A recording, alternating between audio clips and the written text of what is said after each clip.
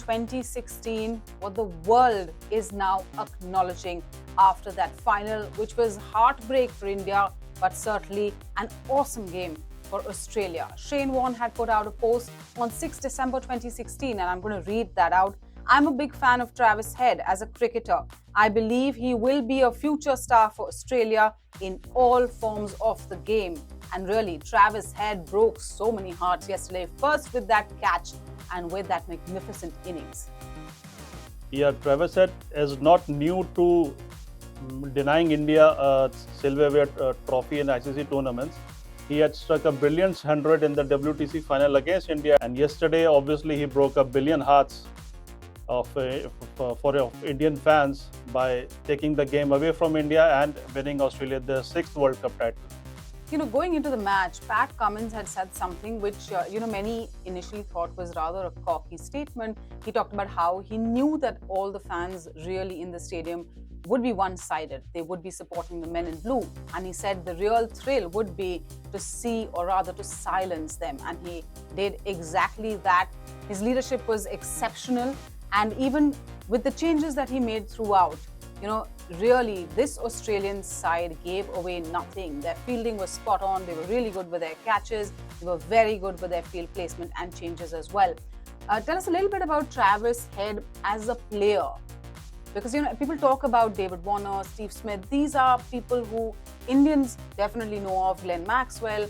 But Travis Head, was he an underdog of this tournament or just underrated? Travis Head had fractured his hand before the World Cup in the series against South Africa, and he had missed some matches of the World Cup. But even then, he was persistent with Australia, and after recovery from injury, he was drafted straight away into the squad.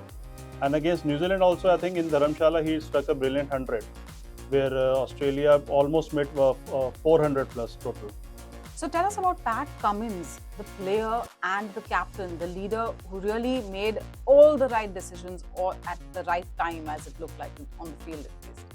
Yes, many were baffled yesterday when Pat Cummins won the toss and chose to bowl, asking India to bat first. Even Rohit Sharma was said that had he won the toss, India would have batted first. But what happened towards the end of the match, then everybody had to do this and had to agree with Pat Cummins. And Pat Cummins brought himself in the attack yesterday when Virat Kohli had just completed his 50 and dismissed him. So Pat Cummins as a leader is exceptional, and he's not that kind of a player to say that we aim to hear a big crowd go silent. He did that on purpose for Milton games that Aussies are famous for, because Aussies always play to win. Whenever they play enough, especially in a final, they always play to win.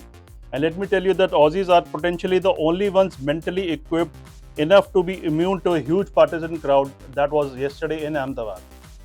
And Pat Cummins also decided not to play IPL 2023. And now just look at the trophies in one calendar year that he has. Yeah, Pat Cummins, he led Australia to the WTC final trophy, and then he retained the Ashes in England, and then now he has won the World Cup. Travis Head is now the third Australian to score a century in the final, but that's not it. Yeah, Travis Head is now the third Australian after Ricky Ponting in 2003 and Adam Gilchrist in 2007 to hit a century in a World Cup final. But he is only the 7th batsman overall to hit a century in a World Cup final, and only second after Arvinda De Silva did it against Australia in 1996 to hit a century while chasing a score in a World Cup final. And that's certainly one head that broke a billion hearts.